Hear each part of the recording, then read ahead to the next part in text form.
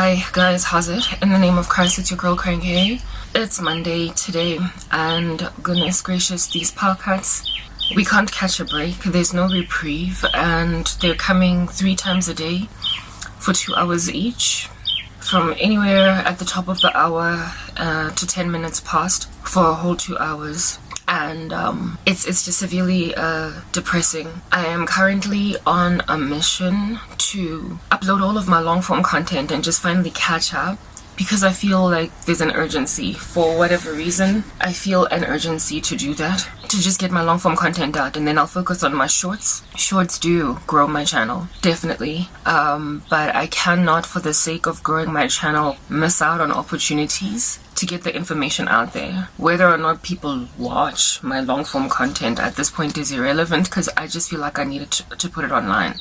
But the thing about my long form content is that it takes a lot of editing time. Not so much editing time, just publishing time, exporting time from my movie editor. And that time can run for hours sometimes because my computer's kind of slow. Goodness gracious Lord. And then the uploading process as well is longer because it's longer. So it takes longer to get on YouTube fully, completely uploaded. And that requires hours. So if I'm ever gonna catch up with uploading my long form content, I need a constant supply of electricity and internet. And we have been getting power cuts predictably every 6 hours. So when the power comes back on, count 6 hours on your watch and the power's gone again. I told you guys that the power cut crisis in South Africa is similar to red light, green light in the Squid Game. Yes, I've watched the Squid Game, where it is that if you don't run as much a mile or kilometerage as you can, if you don't cover as much ground as you possibly feasibly can within the green situation where the power's on, you are going to find yourself dead still when the light goes red.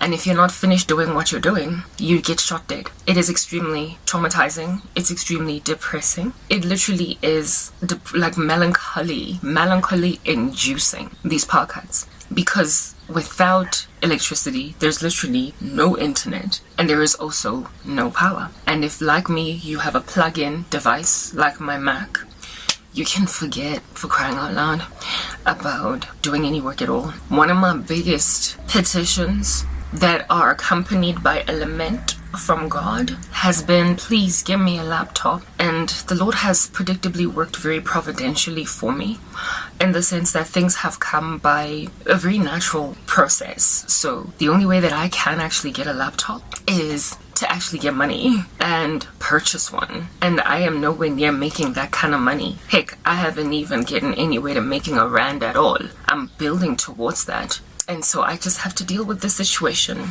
The incredibly slow processing speeds of my computer are also due to these power cuts. They have caused a glitch or short circuit, whatever you want to call it, in my computer. And it's made it slower than I can appreciate. And so it takes me forever and a day to boot up my Mac, over and above the fact that I don't have time for it to boot up for so long, because remember, red light, green light. When the light is green, I gotta get work out. And if I'm sitting around waiting for my computer to get started at all, then I guess we lose an hour. Literally, I can lose an hour just trying to get everything I need up and running for my videos. I use 2 video editors, iMovie and Filmora 11, and I also use, of course, Internet Explorer. Not Internet Explorer, but Chrome, Google Chrome. Who, guys, yeah, well, for all of those applications to operate at the same time is practically, a death curse, like some kind of a bullet in my skull.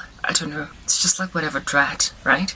These are the challenges I'm facing, and the anxiety in me changes. It fluctuates from getting this work out as soon as possible because there is an urgency I feel in the spirit to just get it over and done with, alongside trying to monetize or trying to get my life back together. I'm literally caught in between worlds. Like, I have no faith in the earth I have this very thorough, resonating belief within my core that we're going home, but the Holy Spirit will not let you rest if you still have, house to clean type setup thing. Sweeping out dirt and debris before you get out. He will make you uneasy if you're not finished with your mission. Even though after your mission is over, just like Elijah, you're going to get taken in a chariot of fire. So it is a combination of distress because I'm not getting around to doing what I need to do fast enough by God's command, and also distress just in case we don't go home to get a life. I need a life. Do you understand? I currently don't have one. I'm just gathering dust on the daily. My hair, as you're looking at it right now, I don't know if you can tell the difference between day before and now. It's fresh, it's clean. I washed it yesterday. I intended to install new hair. I was going to go with the soft dread because it's easier, it's faster. Do you understand? But for the life of me, the pain, the tension on my head that I feel after cornrowing, no matter how light-handed I might have been in cornrowing, is just so uncomfortable for me to handle due to the emotional pain I'm already feeling. It's like I've got so much extreme emotional pain that I can't take any other kind of pain. The smallest little headache is literally too much. An eye ache, an itch, anything at all that is uncomfortable on my physical body, I don't want it. And the tension of new hair is for me just this season that's going to last for like 3 to 4 days that I feel like I can't take it in the middle of these power cuts. I don't want to think. The thing about my life is that it's so stagnant. I'm going nowhere. I'm so abandoned. I'm so left destitute that all I do in situations like the one that we're currently experiencing, power cuts, is think about my sorrowful situation. Do you understand? Whereas when there's power, I am working. So I'm thinking about what I'm doing and I'm actively achieving goals. I'm getting closer to where it is that I want to be. So it's less stressful when I'm working like a dog. So when there is like a 2-hour power cut, 3 of them a day, all I do is think. Recently, I've been reading articles on Quora, and it's helped. But when there is no when there is no data, like airtime on my phone, I just kind of have to find a way to write it out. And this here video that I'm recording is a way to write out as well a podcast. I didn't even want to record this video because remember, I'm trying to catch up with all of the work that I'm backlogged with. I'm literally like 2 months behind, and I'm trying to upload perhaps 3 days worth of long form content per day so I can eventually catch up. I am abandoning my shorts because what is this? I don't have time. I don't have time. Even though shorts win me subscribers, I don't have time. I feel like I don't have time and I have to choose. And since I create my shorts out of my long form content, the bulk of them, I at this point don't really have the time to choose both shorts and long form. And long form, since my shorts are made up out of my long form content, my thing is, if people really it's written about the world in the last days that they are gonna take or follow after seducing spirits and doctrines of demons and having itching ears and not being willing to endorse sound doctrine, they are going to gather for themselves a great number of teachers to teach them what their itching ears want to hear. Among the conglomerate of people that have got itching ears are people that have got a TikTok mentality, or that keep on getting the dopamine shots of very brief, succinct entertainment that lasts for all of 5 seconds. They cannot for the life of them consume longer form content, which is why YouTube has been feeling pressurized to compete with TikTok and other short form content platforms, because people's attention span is literally waxing thin as the eras progress due to feeding them these highly energetic short form things that cause your pleasure centers and hormones in your body to want more. It's like a shot of cocaine or heroin that gives you a temporary high, and you need to keep on feeding yourself with it. So you get addicted to just these 5-second videos, 10-second videos, 1 minute type thing. And by the time you have to concentrate on longer form content, frankly, I don't even know how kids are doing these days in university and high school, because they're so addicted to social media. Because a classroom is an environment where you have to sit for 45 minutes to an hour, half an hour, long form, basically ingesting, consuming content, information that you might be edified and educated. So if you allow yourself to only find successful training in a 5-second video, how in the world do you concentrate at school? So maybe that's why there's so much violence in the schools, why kids are killing each other, why they are failing like no man's business, and why the rate of application to universities is decreasing, or dropout rate. I don't know. It's like the social media phenomenon that is feeding them all this dopamine is causing them to lack attention. They've got ADHD in the worst way. And sadly, it's not just kids that are on that tip, but grown-ups too. The need to fulfill or feed these brief little desires for nuggets as opposed to meatier content is making my life, frankly, as Karabo, a living nightmare, because I am literally creating tiny little videos out of information that is already online. Like, I upload a video that is long, about 30 minutes to an hour, a couple of them, and these videos like literally do nothing for me. They don't move off the shelves. It's the same exact same content, exact same information, but then I like splice it up and I cut it into like 30, 45, 15 to 1 minute videos in my shorts feed and also on TikTok, and the same information that I am giving is getting taken up. So it tells me that my long form content is not boring or unengaging. It is rather that people are gathering for themselves a great number of teachers to teach them what the itching ears want to hear. And among itching ears, I would go so far as to extend or exposit that, or give the amplified version of that, is people who, even if it's really sound doctrine, they just want like 5 seconds of it. They want like a bite of it, a bit and a bite of it. Like, what in the world? So it's literally taking up so much of my time to break down my long form content to short so people can subscribe to me. And I've just realized that, but it's the same information. It is the same video. Like, why aren't these people finding edification, for crying out loud, in my longer video? Because the full message is in there with a beautiful banging powy conclusion as well.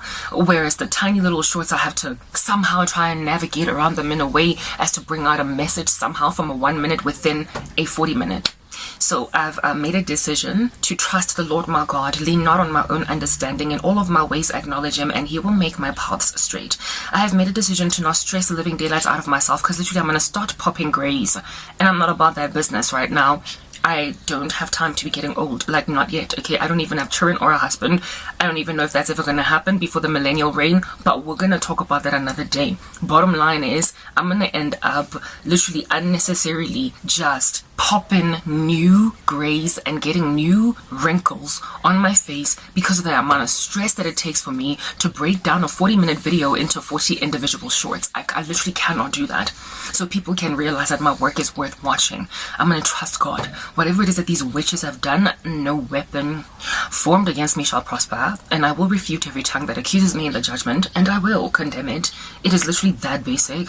This is the inheritance of the saints. The Lord will not allow us to be condemned when brought to trial, and prosperity belongs to us. He has said, send out the drag net and I will make you fishers of men, and so I anticipate that I shall be a fisher of such individuals as those. And if these men or women do not rock up and do what they need to do in listening to what they ought hear, then whatever, you are among the conglomerate of apostate randos, okay, that are gathering for yourself a great number of teachers to teach you what your itching ears want to hear.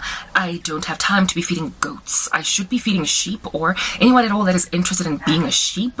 Mine is to, Peter, do you love me? Feed my sheep. So I'm gonna go and like literally gun for those who have been given hunger for the scriptures. It is written in God's word in Matthew 5 and the Beatitudes, blessed are they who hunger and thirst for righteousness, for they will be fed. And so hungry people are not trying to eat a finger sandwich or a croissant only. They want a full meal, maybe even a 3-course. So a 3-course meal is a 40-minute video. It is that basic.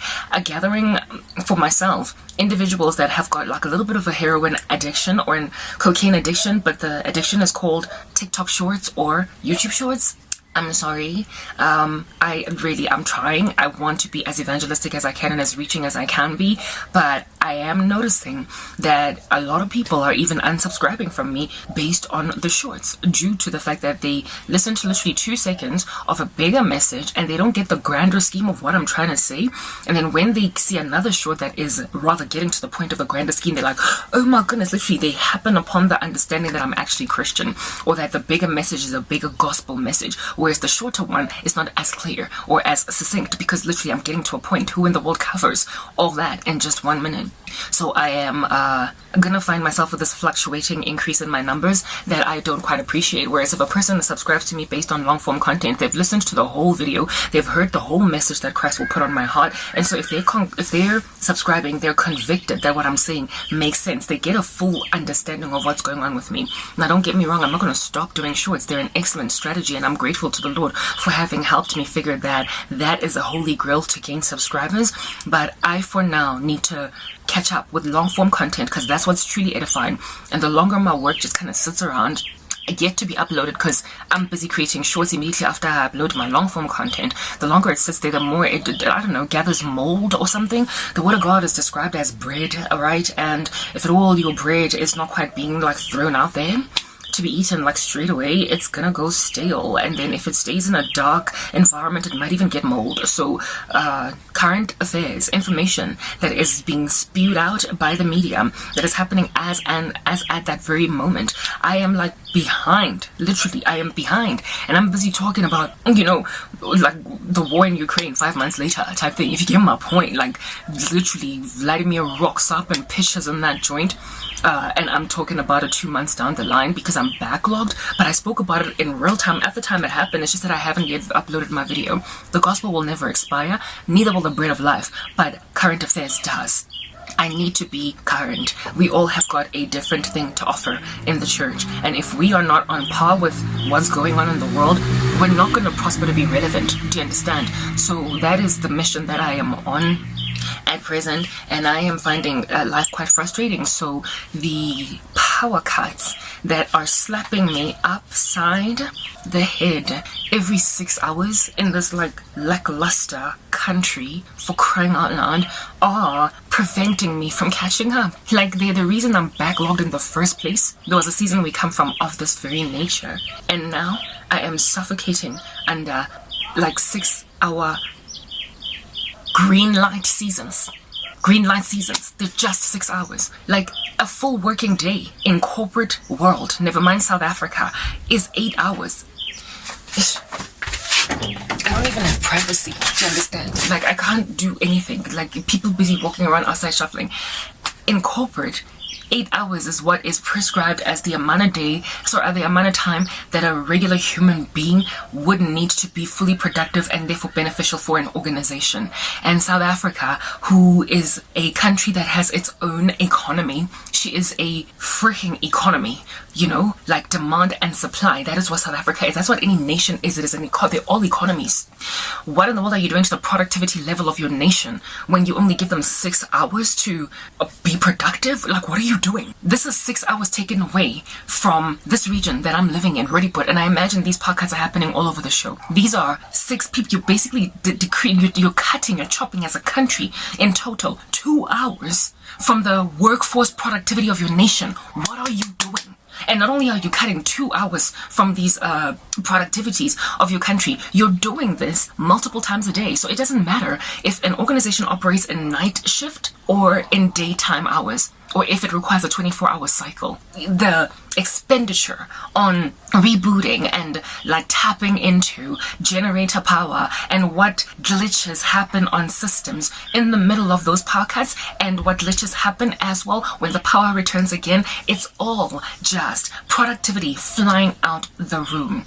And our countries are doing this deliberately to their own economies. It's literally beyond me what's going on right now. So during these like random 2 to 3 hour power cuts every 6 hours before I can even get my full productivity out, there is just silence and death, stillness, like a sense of rigor mortis, the putrefaction of cadavers just floating around all over the show.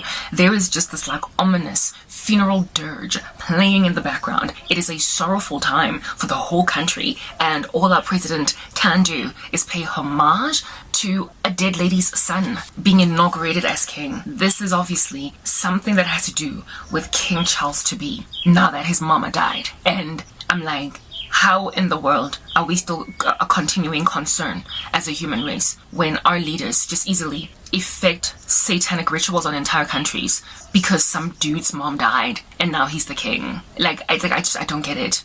And in the middle of these podcasts, like I said, if I don't have airtime on my phone, I just kind of have to twiddle my fingers. I can't read an article online or do these videos or just basically gather dust. And during the season, when I'm busy gathering dust for those 2 to 3 hours, the thought process in my head is absurd. It's sad, it's sorrowful, it's just painful, right? Lots and lots of shards breaking or spreading across my heart, causing internal bleeding, and it's irrevocable. It feels terminal. It's like I'm dying. That's what happens during the time when these podcasts happen, and the shards cause, because they're in my heart, right? This poignant, exquisite, like harsh, emotional sorrow. They make me so sad. They make me so heartbroken because I think about everything I've lost and everyone. I linger about my very sorrowful life for all of these hours, okay?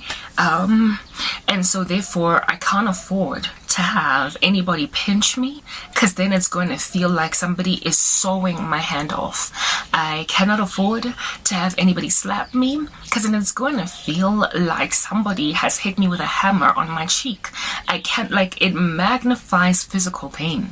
I have a high pain tolerance. Heck, that's the only reason I'm alive after all these years of emotional sorrow, not only physically but also emotionally too.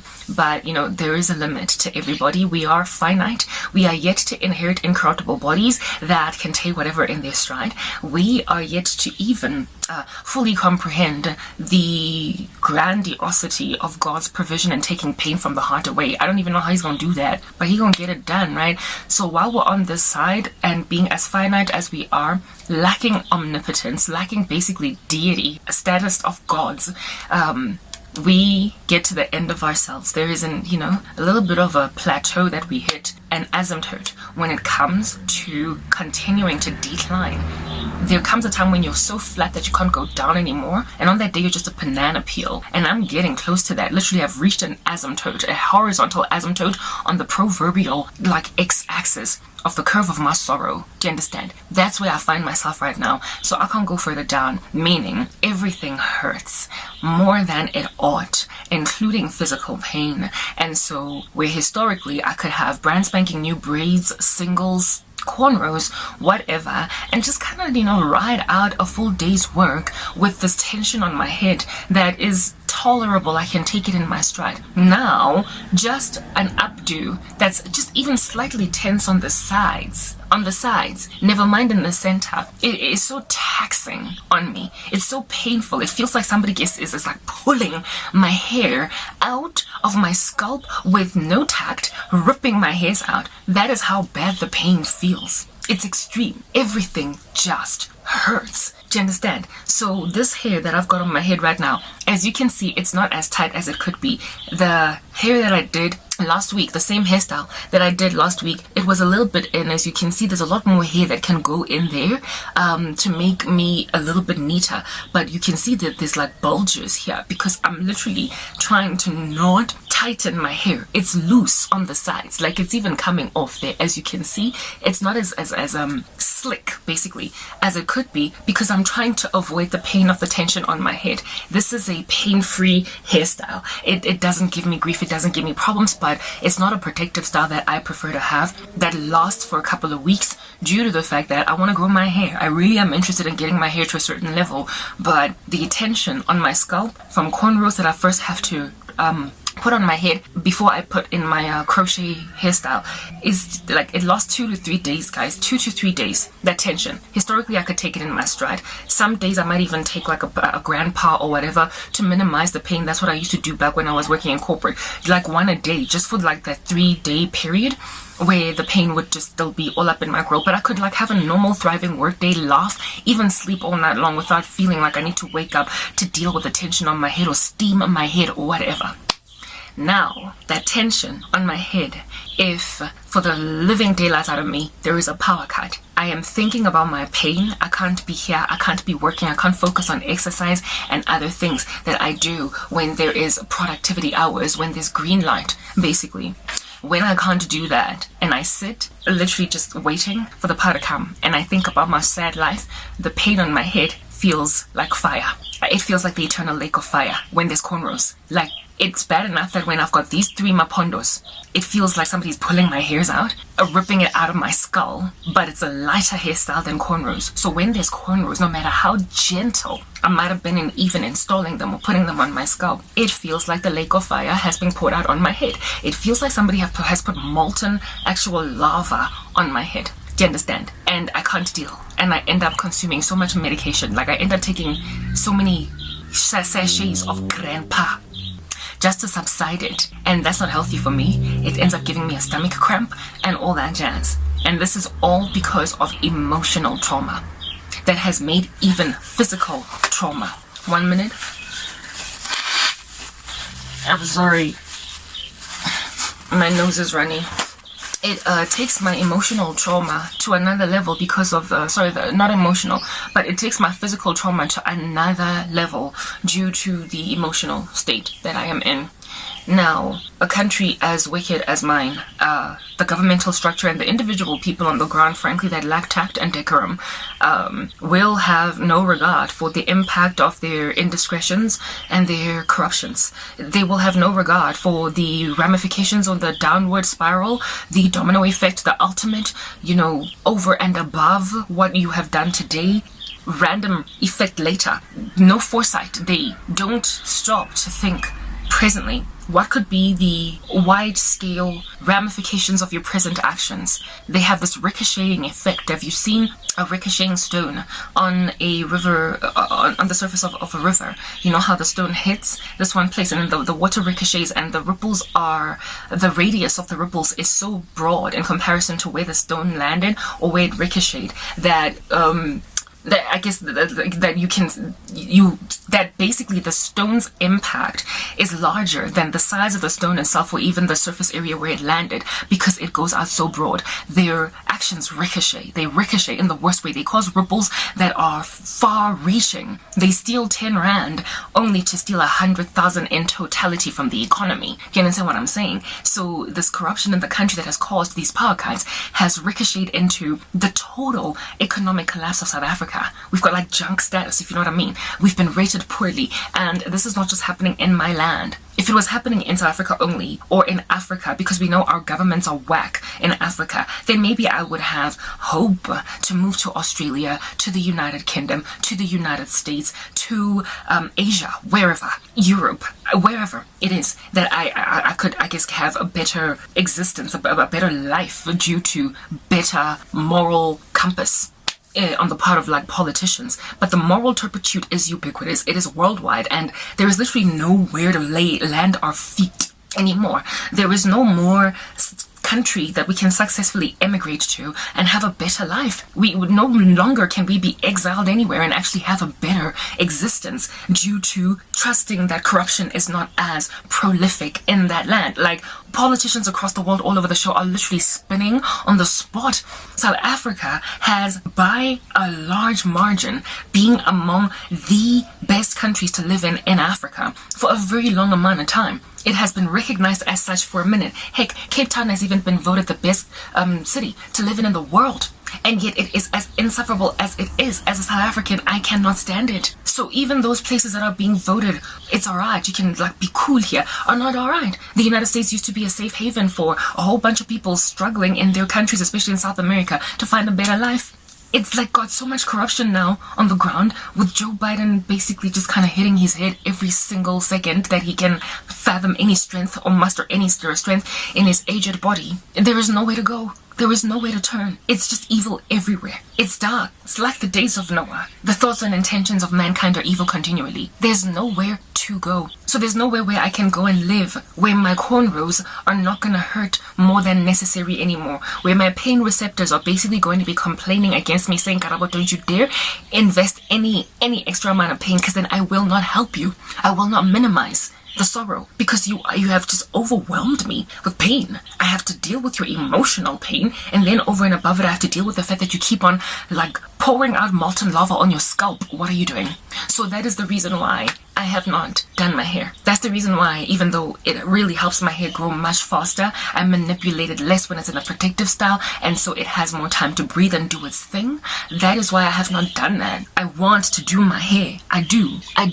It's very healthy. Look at that. I love it when it's like this before I could plant it because it's gotten all its nutrients and it's fresh. It's clean. It is detangled and it's super jet black. I did a rice water treatment yesterday. Like, it's the perfect time for me to roll my head. But I am anticipating 3 6-hour power cuts a day, maybe more. And in the middle of these power cuts, the pain, the throbbing of my cornrows is going to make me feel like I'm hanging on a noose and can't die. It's going to make me feel like those people in the book of Revelation who will seek to find death and not be able because they keep on getting stung by giant insects from the bottomless pit that have got the sting of scorpions and the body of locusts. Those people that cannot die for 5 months. The angel of the Lord making sure that that's their case, that's their lot, for they have not taken the Passover blood. I can't deal. I am going to feel like I'm seeking to find death and not able. I'm going to feel like a person in the movie Final Destination, where despite having survived the plane crash, it's coming for me, this death thing. It's just going to be perpetual pain. I am obviously traumatized. I am obviously dealing with a lot, and there is no time, any moment today where I'm going to be finding any help at all. And until then, I can't even do something so basic as get my hair did because it hurts too badly, even though it doesn't actually hurt that badly, only due to the fact that my general pain receptors, both emotional and physical,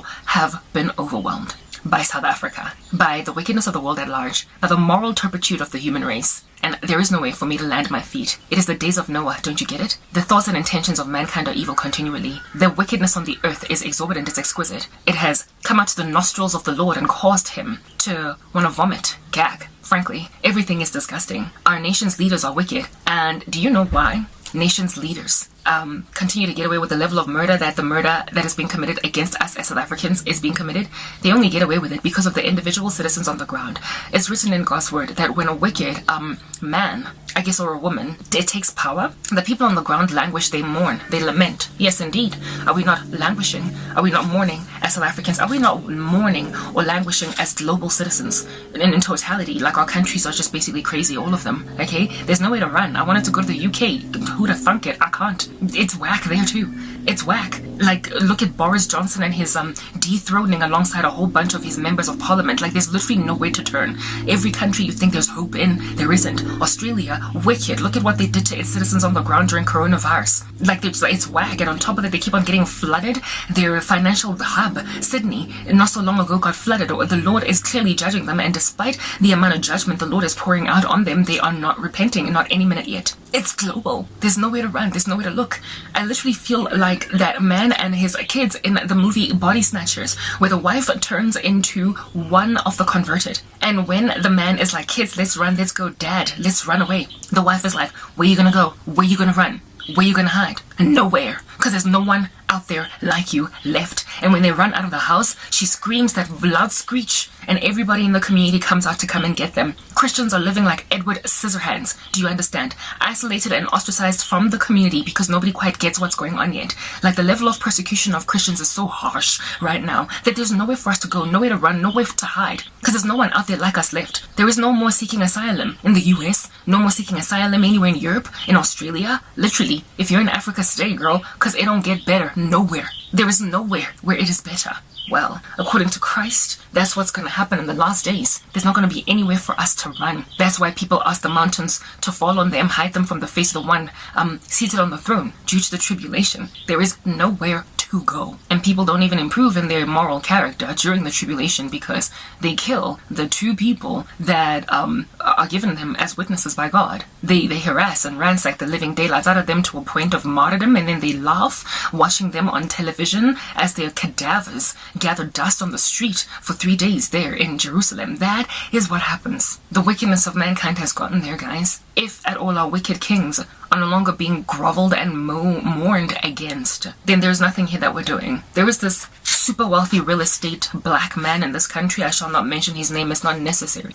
Yesterday I was watching TikTok, a whole bunch of videos therein before the power got cut, while I was waiting for my long form content to get off Filmora 11 before it could even get on YouTube, for crying out loud. Watched TikTok to pass the time as I can't do anything on my computer because of its slow processing speeds. So I was watching it on my cell phone. Well, this cell phone.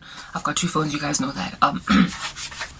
And as I was watching TikTok, I happened upon a South African real estate mogul, like a giant guy, right? This man was doing a TikTok about, he was basically recording his kids' daughters in bed, taking up his bed space. It was a jocose, funny little, light-hearted thing, nothing intense. And his kids were in bed, and he was like, hey, kids, I want to get in bed, get out of my bed, get out of my bed. And I was just watching it with a side schmuck, just on some, why don't I have a family? Why don't I have kids, blah, blah. But, I enjoyed watching his little video, recording his kids being cute. And then he said something. He's like, he made a side comment without talking to the kids and said, this is what we do as a family, riding out a power cut. Riding out load shedding. His house looked well lit. It didn't look like there was any power cut at that particular moment, but he was nonetheless speaking about the fact that he was riding out a power cut. So I imagine that the reason why his bedroom is so well lit is probably because he has purchased some kind of like my mom has this light this thing over here. There's a power cut presently, right? But this switches on. It is some kind of an innovation by some clever people who saw it fit to innovate things like this because of the crisis in this country. I don't know how many countries have got globes that operate or have got innovators that I wore this thing in order to be decent, and now it's like gone and revealed bra straps and all other different kinds of random stuff. I'm sorry about that. Anyway, whatever. That little innovation is something that South Africans have taken to in order to deal, alright, with the fact that I guess it is what it is. Like, when a situation appears to be so permanent and it's not going anywhere that you eventually just kind of take it in your stride. That is literally what's going on. So we've got such innovation. So I imagine that real estate okie on social media probably has got something like this all over his house, right?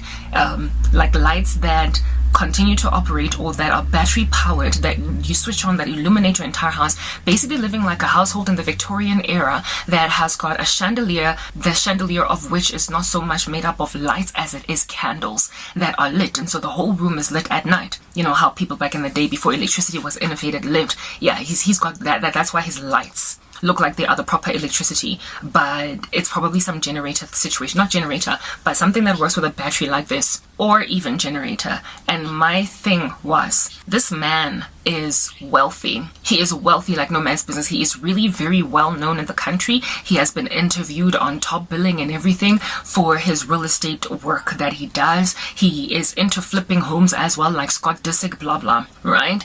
And if a wealthy man like that rides out a power cut with no electricity, and he also has to get this thing, it means that he also is unprepared to install in his house something that is going to make sure that his house is the only one that's lit during a power cut. Like, we have a neighbor that's got solar power here on our property in this complex that we stay in, right?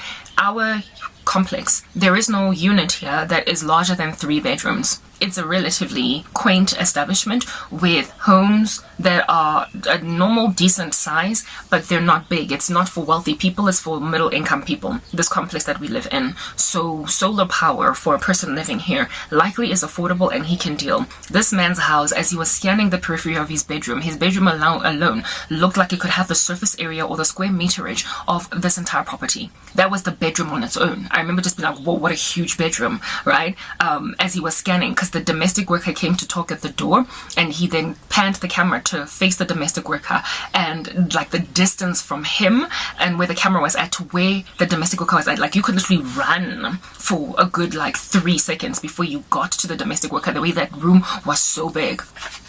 So if that's just a bedroom, if that's just his main bedroom, then you can imagine how large his house is, how mammoth his house is. And the bigger the house, the more utilities cost, the more electricity cost, the more water cost, the more running costs basically are. And it doesn't matter how much money you have. At the end of the day, the waste is not an ideal. So this man probably just told himself, you know what, we're in this together, we're going to ride it out. I don't have electricity. When South Africa says there's no electricity, I cannot afford generator power in my house because it's just going to cost me a lot more than I can appreciate. And on top of that, solar panels, as great as they would be, to run such a massive property is going to cost me an arm and a leg.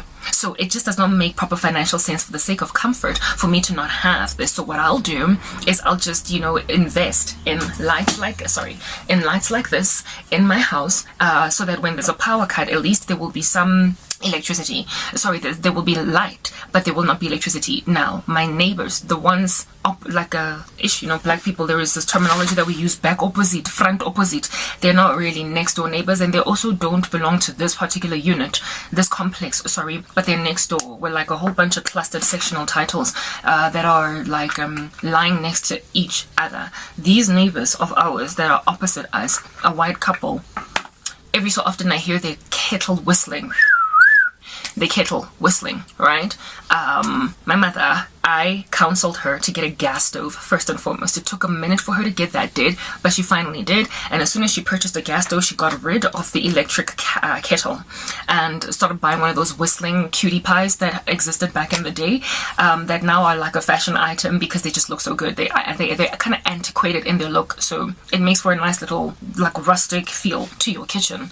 It stopped being about decor and it started being about convenience. And we got that kettle because it just makes sense to have such a kettle as that when you can't have coffee during a podcast because it needs electricity. And we got it first. And a couple of months down the line after we got the gas stove, I suddenly started hearing every so often a whistle of a kettle. And when I went into the kitchen of our home, I noticed it wasn't our kettle, so I found out that it was our neighbor. I was like, oh, our neighbors now also installed a gas stove. And our neighbors also now bought a whistling kettle that uses the stove as opposed to a plug-in. That is the way that South Africans are living.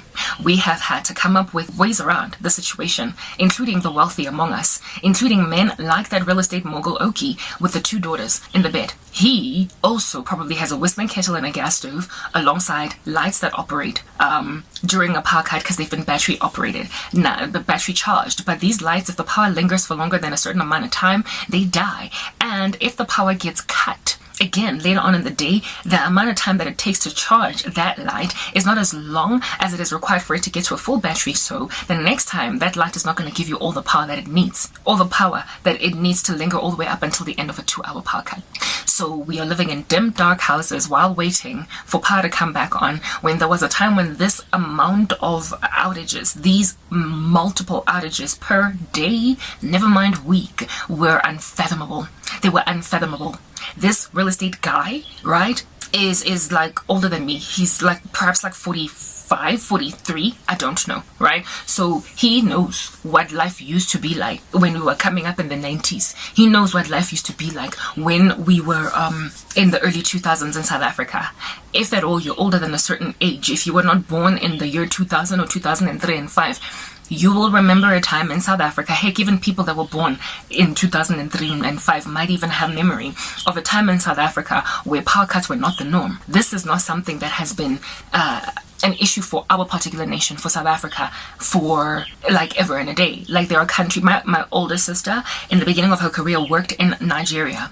And she spoke about how, oh my goodness, almost everybody in Nigeria owns, if at all they can afford one, an SUV, because the roads there are basically undrivable. There are potholes all over the show, and if you drive a regular car, you can forget about its tires not caving in on you or you getting stuck on the side of the road because your whole tire like literally got swallowed by a pothole.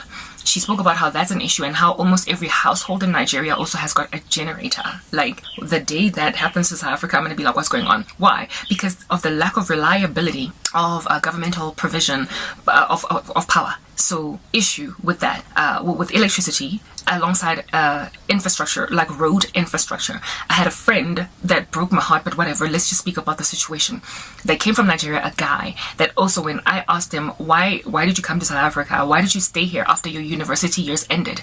And he said, because South Africa has got great infrastructure, electrically as well as roads, right? And I remember thinking, okay, whatever, like electrically it's not even all that great. But according to that guy from Nigeria, the power cuts in South Africa were allegedly child's play in comparison to the ones here in comparison to the ones in their land.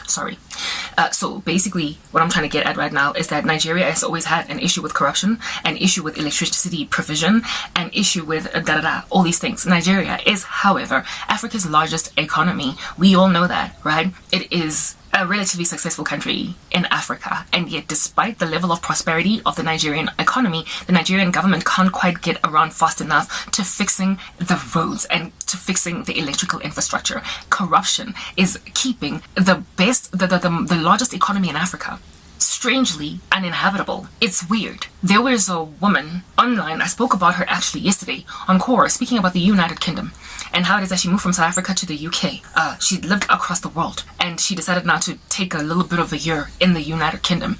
And she spoke about how we keep on hearing on the news about the very strong currency, pound that is, of the United Kingdom, of basically all of England.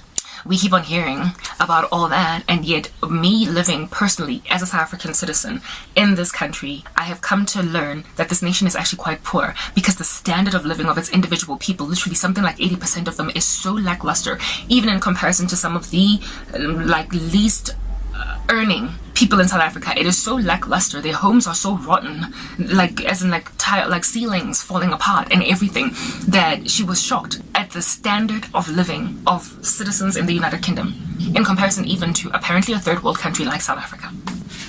So if then our politicians are pushing statistics economically in the world that give them reputation for being the world's leading currency, United States of America, a very strong second, the pound, if at all they are proliferating Africa's largest economy like Nigeria, if at all they are proliferating Africa's most thriving economy like South Africa, if they are pushing those stats and so therefore creating for themselves a reputation on a global scale as kind of decent for you to live in them, and yet when you land your feet at the airports of these countries, you have a completely different experience, you are being lied to as a global citizenship, are you not? We are being lied to about the betterness of moving to Australia, the betterness of moving to the UK, the betterness of moving to Nigeria, to South Africa, the betterness of moving to Asia, wherever it is that you might want to go and give yourself a better life. We are being lied to by news, by the media,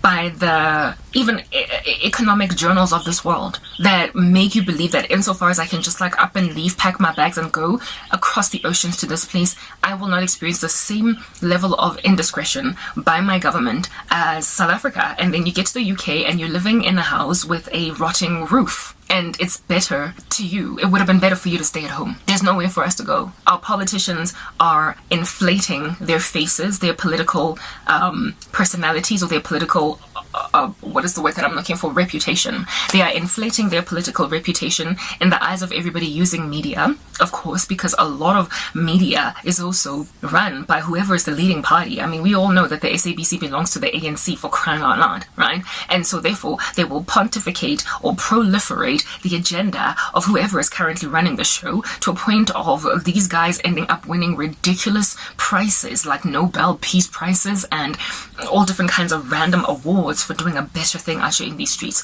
I mean, the level of honor our president has, Cyril Ramaphosa, that is in the world, is for me astronomical. The guy just literally comes from being busted for hiding money in a couch in some strange farm, and yet he's still among the most beloved presidents in the world. South Africa, thanks to Nelson Mandela, just keeps on getting these presidents that everybody likes, and it's do you know what they're not doing as opposed to what they're doing? Are you aware of the fact that they have allowed a country that doesn't have such a random history as this to now suddenly have one? A country that could not relate with Nigerians, now we can, with homes having generators or all different kinds of weird stuff of that nature. I ain't hating on Nigeria. I'm hating on leadership in our lands, period. Do you understand? If anything, I've got quite a love affair with Nigeria and their culture. Listen up, listen up, listen up over here, okay? The corruption on the ground has made it impossible for us to live anywhere. And if at all this thing is ubiquitous and it's all over the show, what do you think Christ is going to do? I mean, a fool says in his heart there is no God.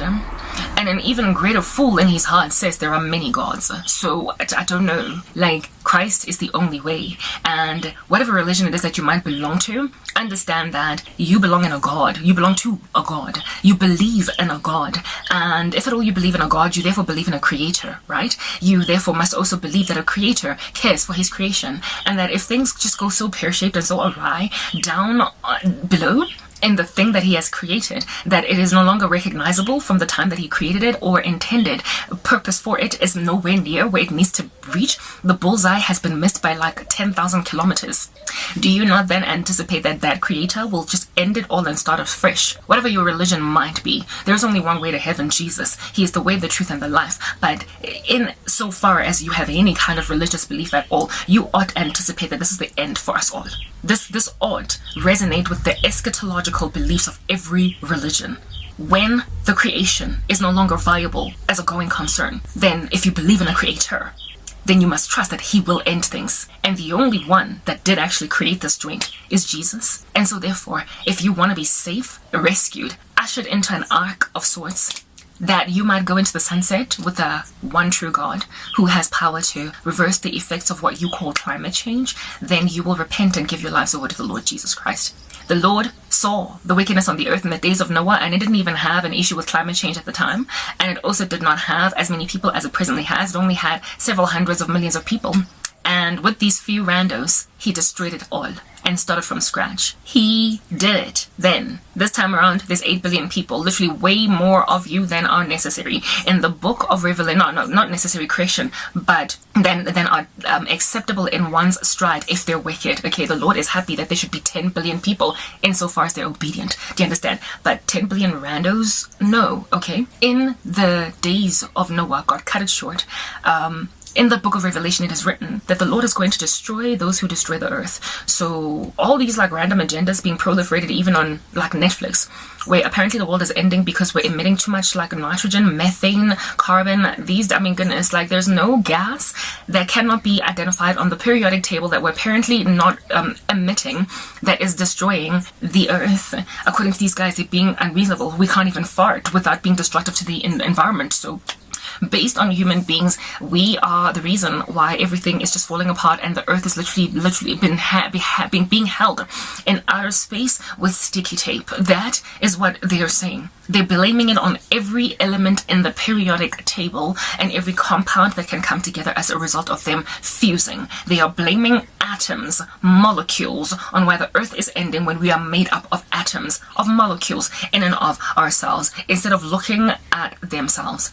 All the ramifications of the human beings' actions are the reason why the climate is cracking apart, why everything is falling thin, why ice caps are melting, and why also rivers are drying up and floods are ransacking homes that are elevated at the height of Mount Everest. That is why all that is happening. It's our wickedness. The wickedness of man on the earth is causing God to start from scratch. The Lord has no qualms with melting ice caps. Melting ice caps have qualms with you. Creation groans to see the sons of God revealed. And so if creation is thundering and roaring, if waves are tsunamiing beaches, it's you, humanity, you are the problem. Don't you see? The human heart is deceitful above all things and desperately wicked. And in the end, apparently your thoughts and intentions are going to be wicked continually, just like in the days of Noah, except this time around, put a multiplier on it. There aren't hundreds of thousands or hundreds of millions of people on earth, but billions. So your capacity to enrage God has literally multiplied by however many of you now exist. Politicians are as evil as they are because you're evil. An increase in lawlessness causes the love of people to grow cold. Corruption begets corruption. Wickedness begets wickedness. Absolute power corrupts absolutely. And so whoever is in power that's wicked will always upstand or upskill or help up he who or she who is happy to hide their secrets. He who or she who is content to proliferate the wickedness in the land. He who or she who is happy to continue making like the cookie jar stealer person that has got like Velcro fingers, and so everything they touch kind of leaves with them. Kleptomaniacs of this planet called politicians. They only thrive because people on the ground are happy to keep them in power due to the fact that they're giving them favor. I once watched Gotham on Netflix, and who is that guy? The main Ogie? I forgot his name. I'm not even going to labor on trying to figure out his name. He says something to the lead character in Gotham. It's been a minute since I watched it, so all these names are like eluding me, okay? He said to, I forgot his name again, let's just move on. The lead character, James, whatever. An honest man is not healthy for business. He also spoke about how Gotham is run by gangsters. And so an honest person is just not a good idea to keep around in a city like that. An honest man is bad for the business of thugs. And so we don't push the agenda of mayors, of presidents, of senators, of governors that are good. We, as the mob who are running the country, need dishonest politicians for us to get to where we need to get. So stop being naive, James, in anticipating that we are going to let you as a police officer thrive in Gotham. We need a corrupt a Gotham PD. We need a corrupt government. We need a corrupt legislature, judiciary, and an executive. If we don't have corruption, then we as gangsters are not going to prosper or thrive. Look at the narco states that you find in South America, in Mexico, in Colombia. They pontificate the agendas of drug lords. So for a pious president or a pious governor, a pious senator, a pious whatever to like be ranked up just based on the votes of the people on the ground is never going to happen. They either get assassinated or they just get ignored, or their campaigns get dwarfed by scandals that don't even truly belong to them, but they make them real. So if at all a nation is choking up under whack presidency and is not coming up for air, it is because God is judging the individuals on the ground. Because the only reason Colombia becomes a narco state is because Pablo Escobar has got in the comunas of Colombia kids that are happy to walk around with guns, intimidating anybody that does not walk with Pablo's agenda. Pablo is idolized. He is worshipped. I don't know if you've seen the show Narcos, for crying out loud. That was a real story depicting Pablo Escobar's escapades at the time when he was alive. And he was worshipped in Colombia by the citizens on the ground. They protected him. They covered him. And so, therefore, Colombia was a narco state. They couldn't come up for air. If individual people on the ground repent, then wickedness won't thrive. So if you are lamenting, moaning, groaning, complaining, and scratching your eyeballs out because your president is corrupt, look inside your own heart. Are you holding up some kind of a picture of Pablo Escobar in your apartment and with candles around it? A shrine where you worship him? Are you worshiping politicians? Are you happy to proliferate the agenda of the ANC because they help you get a tender? Are you one of those tenderpreneurs that don't even have to apply for a procurement opportunity at an organization because you know you already got the job? Everything you do is just a formality because you already have gotten the contract? On that day, then you're not going to want to get boot Cyril Ramaphosa or whoever is the leading individual in our ruling party. You are not going to want to uproot the ANC. You are going to desire that it should continue to get voted for. You are not going to try and uproot wickedness because you benefit from it. You have gotten fat from it. You, in and of yourself, have buttered your thighs with the ill-gotten gain that you've taken from the poverty-stricken of this land that could not come up for air as a result of you. The nations in this world are as evil as they are. I can't stand it when I'm like talking here and doing what I'm doing and I just get interrupted by noises around me like what you're hearing. So if I get a little bit intercepted and unable to continue with my chain of thought, please like hang on, linger to the end. I will eventually get to a point. Perhaps maybe I should just walk outside. Yeah, I don't know, or go to a car or something. I'm annoyed by the noise outside. It's messing with what I'm trying to do. It's like